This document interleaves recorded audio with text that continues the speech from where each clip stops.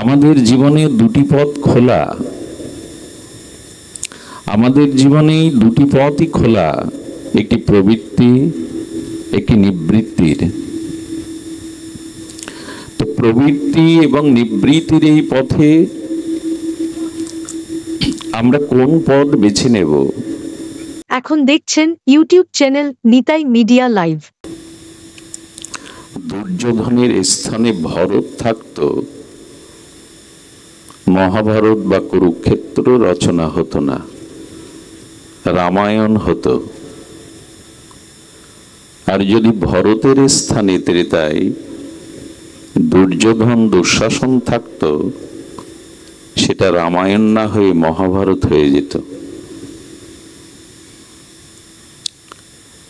যদি দুর্যোধনের স্থানে ভরত থাকত, কুরুক্ষেত্র রণাঙ্গন রক্তক্ষয় হতো কি? 5টি গ্রাম স্বয়ং ভগবান দাবি করেছিলেন, কিন্তু সুছাগ্র মেদিনী দিতে রাজি নয়। মহা অভিমানী দুর্যোধন। সিংহাসন নয়, 5টি গ্রাম বা সুছাগ্র মৃত্তিকার জন্য কুরুক্ষেত্রের যুদ্ধে 65 কোটি মানুষ মারা গেল।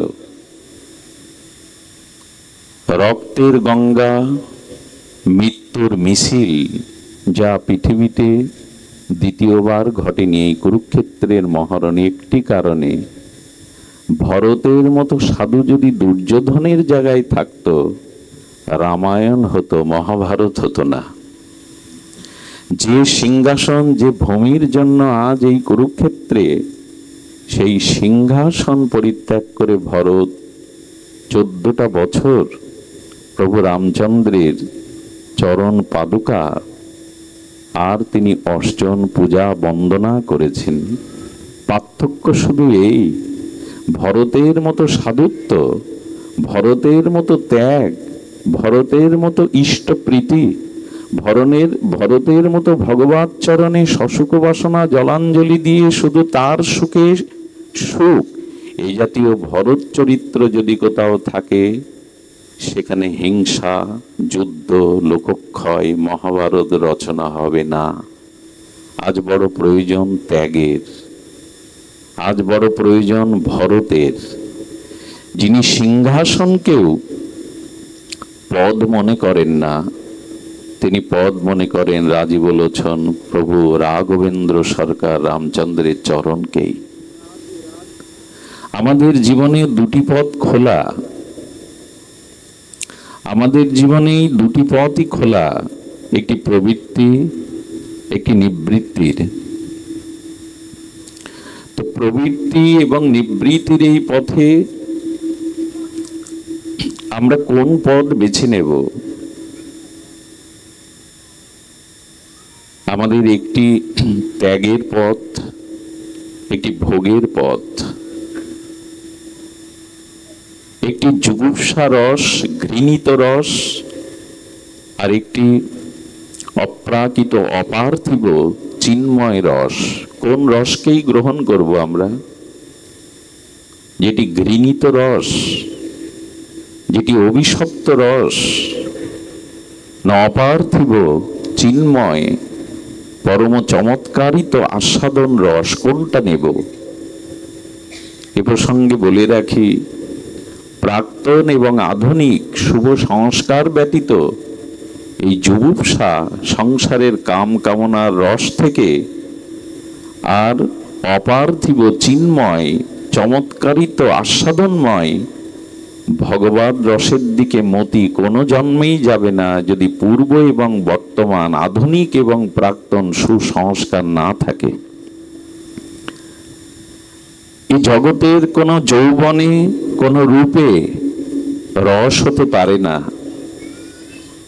আমাদের এই দেহে যে কামনা বাসনা, সশুক বাসনা, স্বার্থের রস রয়েছে, এটি জুগুপ্সা, ঘৃণিত রস। এই রস রস নয়। রস আছে রসিকেন্দ্র মৌলি, রসিক শেখর, রসিক চূড়ামণি শ্রী গোবিন্দে আছে প্রকৃত আস্বাদিত রস। যতদিন না সংসারের এই যুবুপসা, আত্মসুখ, এই রসে আমরা মজে থাকব, ততদিন ওই রসের সন্ধান আমাদের মিলবে না। এই জন্য একটু ধ্যান দিবেন, সব উপাসকের, সব সাধকের রস আস্বাদন, ভাগবত আস্বাদন একরকম নয়। এখানে আস্বাদনের তারতম্য আছে। সব সাধকের ভজন প্রণালী, রসাস্বাদনের বিধি, রসাস্বাদনের তার বিচিত্রতা একরকম নয়। এই জন্য শ্রী ভগবানও তিনি ভক্তের সংকল্প অনুযায়ী, ভক্তের বাসনা ইচ্ছা অনুযায়ী তত্ত্বরূপ রসে নিজেকে সৃজন করেন। দেখুন, নৃসিংহদেব, তার সামনে লক্ষ্মী দেবী গেলেন, ব্রহ্মা গেলেন, দেবতা গেলেন, কিন্তু নৃসিংহদেবের কোপ তেজ প্রশমিত হলো না। ওইখানেই লক্ষ্মী দেবীর যে রস, প্রণয়ভূত রস, ওখানে পৌঁছালো না। দেবতাদের যে স্তুতি রস, ওখানে নৃসিংহদেবকে শান্ত করতে, ক্রোধ প্রশমিত করতে পারেনি। ভগবানের নাভি কমলজাত পুত্র ব্রহ্মা, তিনি পিতার কাছে তার কাতর বিনয় অনুনয় ওই রসে সিক্ত হয়নি। ওখানে বাৎসল্য প্রহ্লাদকে দেখে নৃসিংহদেব প্রশমিত হলেন। অর্থাৎ এক রসের রসিকও যেমন সকলে নয়, সকলের রসানুভূতিও একরকম নয়। সকল রসে আবার রসিকেন্দ্র মৌলি ভগবান সকল রসেই আনন্দ পান না, প্রশমিত হন না। সেটি প্রমাণ দিয়েছেন জীব গোস্বামী পাদ তার সন্দর্ভে। এই সন্দর্ভে বললেন, দেখুন, সব ভগবৎ স্বরূপে সব রসের পরিপূর্ণতা নাই। সব ভগবৎ স্বরূপে সকল রসের সমাহার, সন্নিবেশ নাই। কথাটি পক্ষপাতমূলক নয়, সম্প্রদায়গত গোড়ামির কথা নয়। নিখিল ভাগবত শাস্ত্র, বেদাদি শাস্ত্র নির্ণয় করেছেন, সব ভগবৎ স্বরূপে সকল রসের সমাবেশ সন্নিবিষ্ট থাকে না। কেমন সেটি বলছেন? একমাত্র অখিল রসামৃত মূর্তি রসিকেন্দ্র মৌলি রসিক শেখর ব্রজেন্দ্র নন্দন শ্রীকৃষ্ণেতেই সমস্ত রসের একই সাথে সমাহার।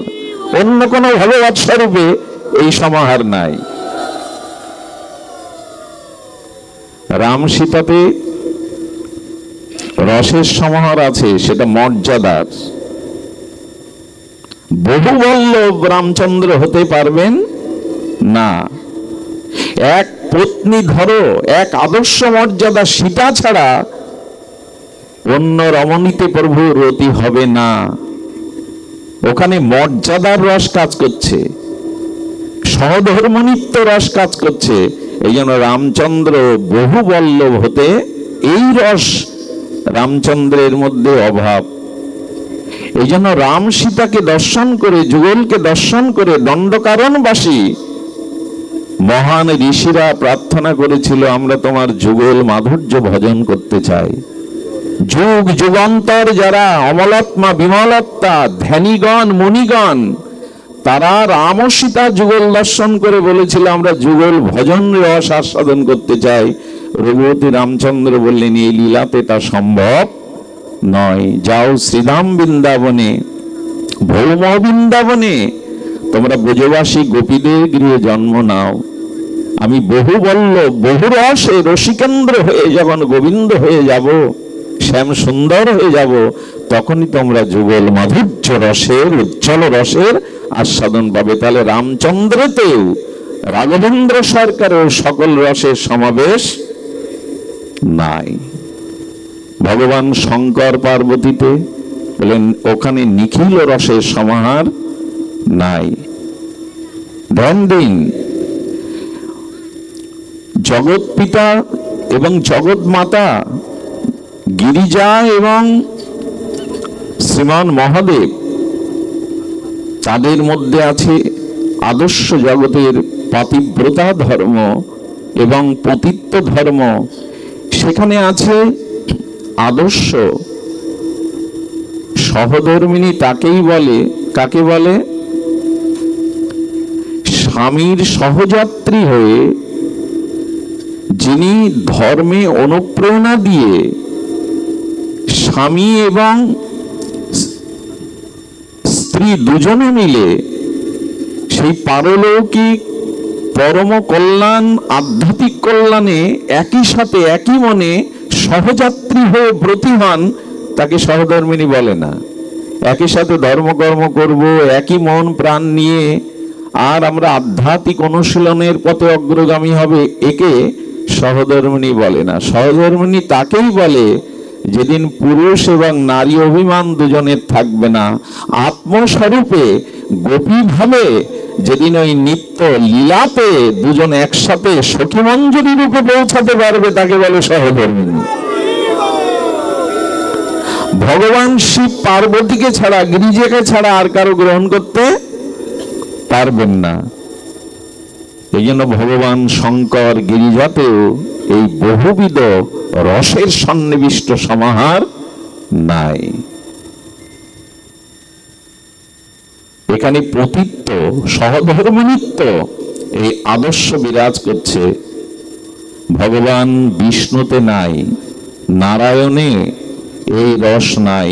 এই রসিকেন্দ্র মৌলি একমাত্র ব্রজেন্দ্র নন্দন রসিক শেখার রাধামোহন, বিশ্ব ভুবনমোহন, মদনমোহন শ্রী গোবিন্দেতে আছে সমস্ত রসের একই সাথে সমাহার।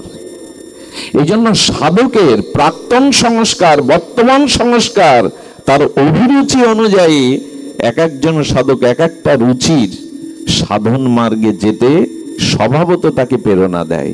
সবাই সকল রসের আরাধনা করতে পারে না। বড় ভাগ্য ফলে নিতাই চৈতন্যের এই মহাকলি যুগে, এই সাত্তক সর্বযুগ ধন্য সার এই কলিযুগে আমাদের জন্ম হয়েছে। এই জন্য আমরা জানতে পেরেছি যে আমাদের উপাসনা সর্বোত্তম স্তরের। এই উপাসনা প্রাক্তন আধুনিক সংস্কারে আর সমস্ত অনার্থ দূষিত সংস্কার দূর না হলে এই ভজনের রতি হয় না।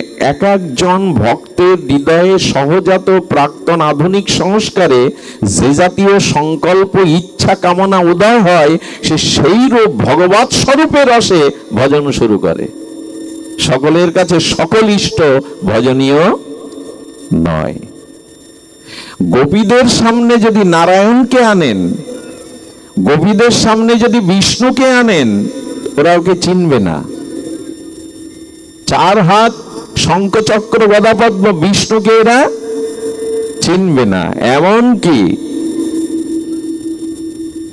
রাখাল, এই যে গোপবেশ বেণুকর, নটকিশোর, নটবর, শ্রী গোবিন্দকে বৃন্দাবনের বাইরে মথুরার সিংহাসনে যদি গোপীরা দেখে, বলবে ও আমাদের কৃষ্ণ না, ওকে চিনি না। কতগুলো ঘুম পাড়ানি কথা, আপনাদের ঘুম লাগবে আমি জানি, কিন্তু এইখানে আর অন্য কিছু বলার নেই। যদি হরি কথা শুনে সুখে ঘুমান তো ভালো, আর যদি জেগে এই রস আস্বাদন করতে চান, এটা সবার মধ্যে রস যাবে না। বৃন্দাবনবাসী গোপীগণ যদি মথুরার কৃষ্ণকে, দ্বারকার কৃষ্ণকে তাকে বলবে এ আমাদের কানাইয়া নয়, এ আমাদের লালা, একে আমরা চিনি না। এই রসে পৌঁছানোর জন্যই গুরু মহারাজ সারা জীবন তার অপরোক্ষ অনুভূতির ভজন তিনি মূর্তিমান হয়ে জগতে প্রকাশ করেছিলেন। প্রাতঃস্মরণীয় পরম বন্দনীয় চরণ, রাধাকুণ্ড তটশ্রয়ী বড় পণ্ডিতজি, যার নাম নিতেও কণ্ঠ রুদ্ধ হয়ে যায়, ভয় হয়। প্রাতঃস্মরণীয় বন্দনীয় দার্শনিক আচার্য চৈতন্য চৈতামৃতের জগৎখ্যাত ব্যাখ্যাতা বড় পণ্ডিত যে ছিল শ্যামসুন্দর পণ্ডিত বাবাজি মহারাজ, উনি বলেছিলেন, গুরু মহারাজ মহাপ্রভুর পরিকর গণের মধ্যে কনিষ্ঠতম পরিকর, এই জন্য সম্ভব হয়েছিল এইগুলি জানানো। কি বলছিলাম আমরা? সমগ্র রসের সমাহার সন্নিবেশ একমাত্র আছে ব্রজেন্দ্র নন্দন, আমাদের ভুবনমোহন নয়, বিশ্বমোহন নয়, মদনমোহন শ্রী গোবিন্দের মধ্যে। একই সাথে সমগ্র রসের সমাহার, সেটি এখানে বললেন। এই মল্লা নাম অসিনী, এই শ্লোকে উনি কি বলছেন যে দেখুন, গোবিন্দ প্রবেশ করছে কোথায়? অগ্রজ বলরামকে নিয়ে ভোজবতী কংসের রঙ্গশালায় প্রবেশ করছেন। সেই মল্লযুদ্ধের আহ্বানে অক্রুর যখন নিয়ে গেল, তো যখন নিয়ে যান সেখানে কি দেখছেন? অগ্রজ বলরামকে নিয়ে সেই রঙ্গশালায় গোবিন্দ যখন প্রবেশ করছে, সেই রঙ্গশালার সকলে একই গোবিন্দ মূর্তিতে, একই শ্রী গোবিন্দ সচ্চিদানন্দ মূর্তিতে তাদের নিজস্ব সংস্কার ভাবনা রসে তারা সিক্ত হচ্ছে। যেমন মল্লদিগের যারা, কারা কৃষ্ণের সাথে মল্লযুদ্ধ করবে? চানুর এবং মুষ্টিক। তারা গোবিন্দকে দেখে মনে করছে এ তো বজ্র, অসিনী, অর্থাৎ আকাশের বজ্র যেমন কঠোর, পায়ে পা লাগিয়ে, বুকে বুক লাগিয়ে, হাতে হাত দিয়ে যখন মল্লযুদ্ধ করতে গেলে তো একবার কেউ উপরে একবার নিচে, ওরা কৃষ্ণকে দেখছে যে উনি যেন বজ্রের থেকে, অসিনীর থেকে কঠিন। কৃষ্ণ কি কঠিন? মা যশোদার যার অঙ্গে হাত দিতে গিয়ে হাতটা কাঁপতো, আঙুলটা মাখনে, কমল মাখনে অঙ্গুলি দিলে কি হয়? আঙুলটাই মাখনের মধ্যে এত কোমল স্নেহ প্রবেশ করে যায়। মা যশোদা আঙুল দিতে গিয়ে গোপালের গায়ে ভয়ে আঙুল কাঁপতো, কারণ এত কোমল ওখানে নীল হয়ে যেত, আঙুলটা ভেতরে প্রবেশ করে যেত। সেই অঙ্গকে চানুর মুষ্টিক কি বলছে? অসিনী, বজ্রের মতো। কারণ ওদের ভেতরে, ওদের সংস্কারে গোবিন্দ রস আস্বাদনের ওদের সংস্কার নেই। ওরা ওই বীর রসে আস্বাদন করতে গিয়ে গোবিন্দকে দেখছে কঠোর বজ্র অসিনীর মতো। গোবিন্দের মধ্যে সেটাও আছে, সমস্ত রসের সমাহার। আর কি দেখছেন? নরগণ, ওখানে তো বহু লোক ভোজ সভায় আমন্ত্রিত হয়ে বহু লোক মল্লযুদ্ধ দেখবে। নরগণ অর্থাৎ সাধারণগণ কি দেখছেন? নরবর। আমার মতো সাধারণ যারা সেখানে আছেন তারা কৃষ্ণের মূর্তিকে দেখে ভোজরাজের রঙ্গশালায় প্রবেশ করতে দেখে তারা কি দেখছেন? নরবর। নর মানে এই পৃথিবীর মধ্যে ইনি সর্বশ্রেষ্ঠ সুন্দর এবং শ্রেষ্ঠ মানুষ।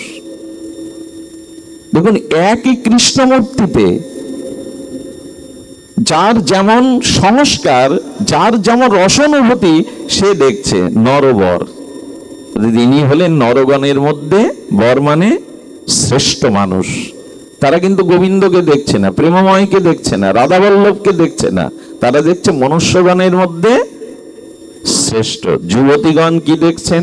ওখানে তো যুবতীরাও ছিল, কৃষ্ণ আসছে, বলরাম আসছে। যুবতীগণ দেখছেন যেন মূর্তিমান কন্দর্ব অর্থাৎ কামদেব। যুবতীগণ কৃষ্ণকে দেখে তারা দেখছে যেন মূর্তিমান কামদেব, মদন। আচ্ছা, একই ব্যক্তি তো প্রবেশ করছে, রসরাজ রসিকেন্দ্র মৌলি গোবিন্দই তো রঙ্গশালায় প্রবেশ করছে। দেখুন, এক একজন এক এক অনুভূতি দেখেছেন। গোপীগণের তারা কি দেখছে? গোপীগণ দেখছেন অর্থাৎ গোবিন্দের সজ্জন যারা, তারা দেখছেন উনি আমাদের একান্ত আপনজন, উনি আমাদের একান্ত আপনজন। যেমন সৌম্যকে বাইরের মানুষ তাকে বক্তা, প্রবক্তা, সাধু, সন্ত, ভাগবত আলোচক যাই ভাবুক, তার গ্রামের মানুষ, তার আশেপাশের মানুষ কিন্তু তাকে নিজজনই, তাদের কাছে ওসব উপাধি নাই। আছে কি? তারা ভাবে আমাদের ঘরের ছেলে। যেমন কেউ জজ হয়ে এলে মা তার কানও ধরে এবং বলে, লোকের কাছে তুই জজ হতে পারিস, আমার কাছে তুই সেই খোকা, এখনো খোকা রয়ে গেছিস। তো কি দেখছেন,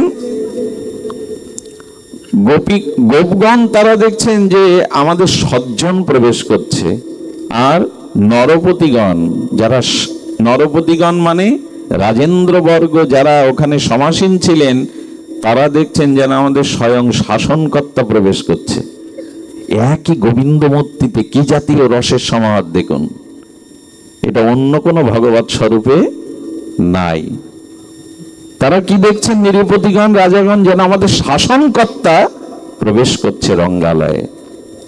আর কি দেখছেন, ওখানে তো দেবকী বসুদেব বা পিতৃস্থানীয় মাতৃস্থানীয় যারা ছিল কৃষ্ণের, তারা দেখছেন এতটুকু শিশু প্রবেশ করছে, এই এদের সাথে যুদ্ধ করবে। তারা কৃষ্ণকে কি দেখছে, শিশু। ওই যে বাৎসল্য রস, পিতৃস্থানীয় মাতৃস্থানীয় তারা কি দেখছে, যেন কৃষ্ণ শিশু।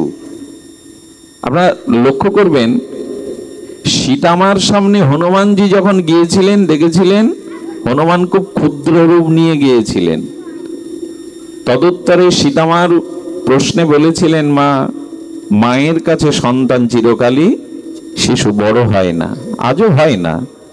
কোন সন্তান তার মায়ের কাছে তার স্নেহের থেকে বড় হয় না। এই জন্য পিতৃস্থানীয় মাতৃস্থানীয় তারা কৃষ্ণকে প্রবেশ করতে দেখে তারা দেখছে যেন আমাদের শিশু। আর কংস কি দেখছে, ভোজবতী। কংস কৃষ্ণকে প্রবেশ করতে দেখে যেন সাক্ষাৎ কাল বা মৃত্যু আমার দিকে এগিয়ে আসছে। দেখুন, গোবিন্দ সর্বাকর্ষক কেন বলা হয় গোবিন্দকে? কৃষ্ণ শব্দের অর্থ হলো আকর্ষণ, শুধু আকর্ষণ না, সর্বাকর্ষক। উনি সব কিছুকেই সবাইকে আকর্ষণ করেন। তার কারণ কি? কারণ আমাদের মনে সংস্কারজাত যার যা রস, যার যে ভাবনা রুচি, গোবিন্দের মধ্যে সব পাবেন। অন্য কোনো ভগবৎ স্বরূপে এই পরিপূর্ণতা নাই। এটা আমাদের সম্প্রদায়ের গায়ের জোরের, মাইকের জোরের কথা নয়, এটা নিখিল ভাগবত শাস্ত্রের সিদ্ধান্ত মঞ্জুষা। শ্রী গোবিন্দই নিখিল রসামৃত মূরতি। আপনি যে রূপেই তাকে চান, সেই রূপ সেই রসে তিনি আপনার অভীষ্ট পূর্ণ করবেন। কংস দেখছে ভোজবতী যেন আমার মৃত্যু এগিয়ে আসছে। সাক্ষাৎ মৃত্যু শব্দ দিয়েছেন যেন, সত্যিই তো সাক্ষাৎ মৃত্যু আসছে, সাক্ষাৎ মৃত্যু দেখছেন, বিলম্ব নাই, যেন সাক্ষাৎ মৃত্যুই আমার সামনে আসছেন। আর অবিদ্যজন, অবিদ্যজন মানে যারা শাস্ত্র জানে না, যাদের মেধা নেই, যাদের অপরোক্ষ জ্ঞান নেই, তারা কি দেখছেন, অবিদ্যজন। তারা কি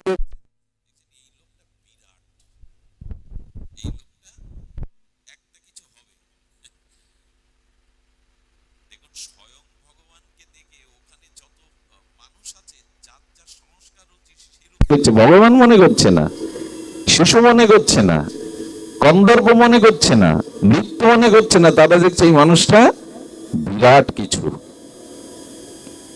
যোগীগণ বসেছিল ওখানে, কিছু যোগীরাজ এসেছিল, সেই যোগীরা দেখছেন ইনি পরতত্ত্ব, ইনি সর্বতত্ত্বের শ্রেষ্ঠ তত্ত্ব। যোগীগণ পরতত্ত্ব দেখছেন ভগবানের মধ্যে। এবং বৃঞ্চিগণ, অর্থাৎ বৃঞ্চিগণ, তারা দেখছেন ইনি আমাদের কুলের পরম দেবতা। এইভাবে জীব গোস্বামী বললেন, এভাবে ভগবান একই জন, এখানে 10 জনের কথা বলেছেন, মল্লগণ, নরগণ, স্ত্রীগণ, গোপগণ, অসৎ রাজেন্দ্রগণ, কৃষ্ণের মাতা পিতা, কংস যোগীগণ, বৃঞ্চিগণ, অজ্ঞগণ, এই 10 জনই 10 প্রকার রস গোবিন্দের মধ্যে একই সাথে দেখছেন। গোবিন্দ কি তত্ত্ব!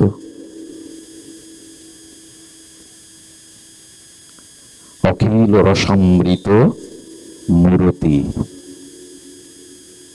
এই হলো শ্রী গোবিন্দের রস পরিচয়। আমাদের উপাসনাটা রস উপাসনা। এই উপাসনার কথা আর চুপ করে আর এড়িয়ে যাওয়া সম্ভব নয়। কারণ সর্বস্বামীগণ শ্রীমান মহাপ্রভুর কৃপা শক্তিতে আমাদের এই রসই দিতে এসেছিলেন। শ্রীধাম বৃন্দাবন যুগল ভজন ধন মোহে করালো উপদেশ। শুধু গাইব, শুধু কীর্তন করব। আরাধ্য ভগবান ব্রজেশ তনয় স্তদ্ধামং শ্রী বৃন্দাবনং। এ শুধু মুখে আওড়াবো, বুলি আওড়াবো।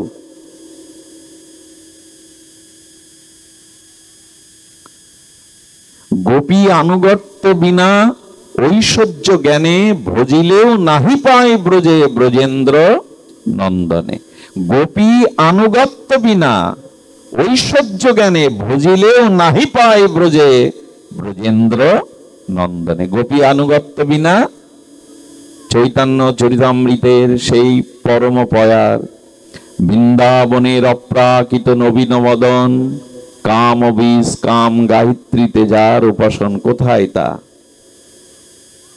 সেই কাম বীজ কাম গায়ত্রীতে যার উপাসনা, ওখানে অন্য কোনো উপাসনা নেই। সেই মধুরারতি মধুর উপাসনা, এই কাম বীজ কাম গায়ত্রী, এটা পেয়েছি তো, এটার অধিকারের জন্য সচেষ্ট হয়েছি তো। সারাটি জীবন বৃন্দাজির কাছে এই নিবেদন করছি, এই নিবেদন ধরো সখীর অনুগত। সখীর অনুগত হয়েছি তো। মনের অভিলাষ জাগ্রত হয়েছে যে সেই বিলাসকুঞ্জে কবে প্রবেশ করব সখীর পিছু পিছু। শুধু গাইব, শুধু শুনব, শুধু আমরা এইগুলি ঢেকে ঢেকে যাব। আর কি বলবো? অধিকারী নই। তুমি যা বলছো এর অধিকার? আরে স্ত্রী পুত্র রোগ শোক জরাবাধি নিয়ে দিন রাত জ্বলছি, কোথায় একটু এই কথা বলবে যে সংসার কি করে সুখের করব, ছেলে মেয়েকে কি করে আদর্শ করে মানুষ করব, স্বামী স্ত্রী একসাথে জীবনটা কি করে একসাথে কাটাবো, সমবেদনা সমসুখী হয়ে মৃত্যুর পরে কিভাবে একটু ভালো গতি হবে, এইসব বলো। তুমি আমাদের কোথায় নিয়ে যেতে চাইছো? যদি এই বলেন তাহলে মহাপ্রভুর আগমনকে, মহাপ্রভুর অবদানকে জানতে হবে। আমরা মূল্যায়ন করলাম না। বারবার বলেছি, মহাপ্রভু হরিনাম দেওয়ার জন্য আসেননি।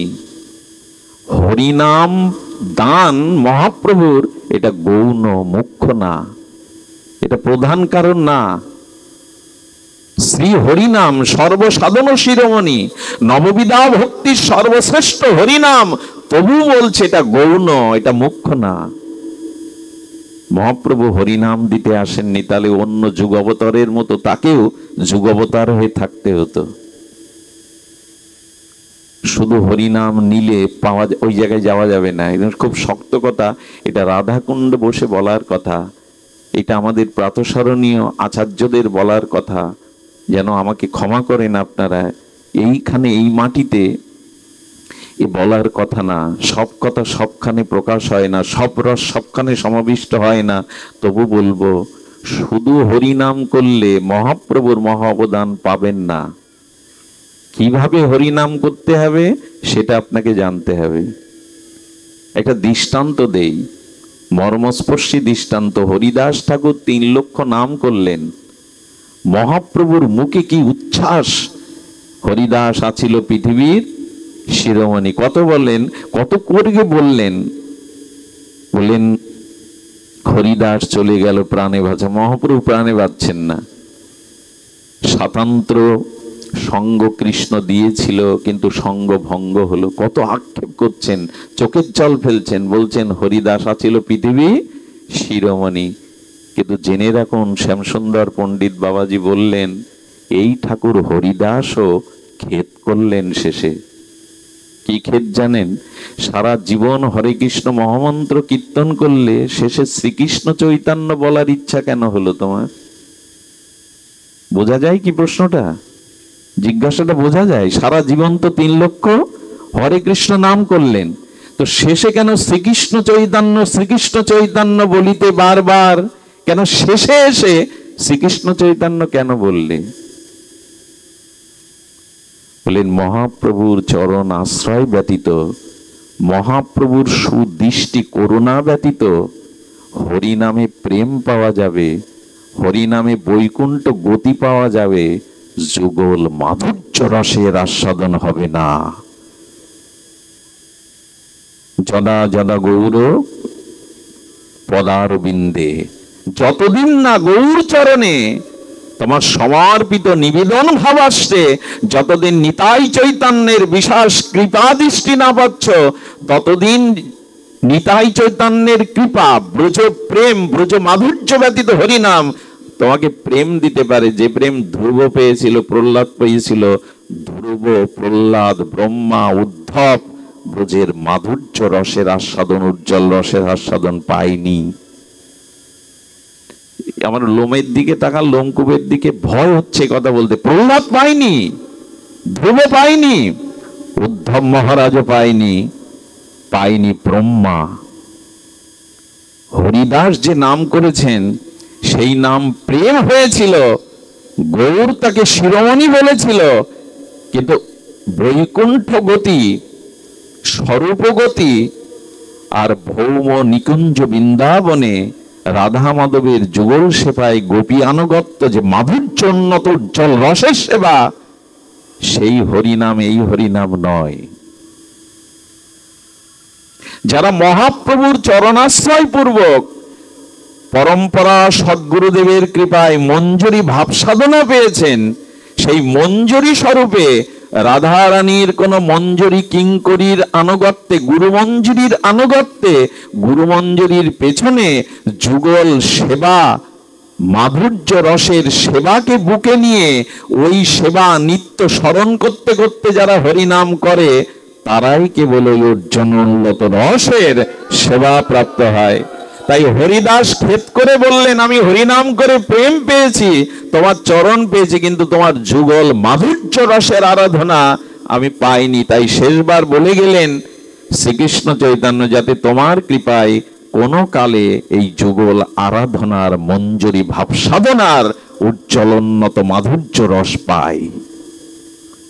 শুধু হরিনাম করুন, প্রেম পাবেন, জীব মুক্তি পেয়ে যাবেন, বৈকুণ্ঠ গতি পেয়ে যাবেন, কিন্তু গোপী দেহ পেয়ে মঞ্জুরি ভাব সাধনা, উন্নত উজ্জ্বল ব্রজরস পাবেন না। এই জন্য নিবেদন করব, গুরু পরম্পরায় যদি কাম বীজ কাম গায়ত্রী নিত্য লীলা স্মরণের মধ্যে দিয়ে হরিনাম করতে পারেন, তখনই ওই জায়গায় পৌঁছানো যাবে। আচ্ছা চিন্তা করুন তো, খুব ধ্যান দিয়ে শুনুন।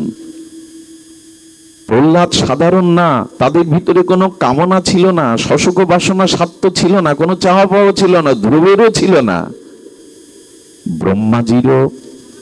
ব্রহ্মাজিরও ছিল না, কিন্তু ব্রজরস পায়নি। পেলে কি আর ব্রহ্মা এই কথা বলে, 60,000 বছর তপস্যা করেছি তবু ব্রজের ধূলিকণা হওয়ার ভাগ্য আমি পাইনি। সেই রসের ভজন মহাপ্রভু অপ্রাকৃত করুণা করে আমাদের দিতে এসেছিলেন। দুর্ভাগ্য তাতে রুচি হলো না। আসলে কেন হলো না জানেন?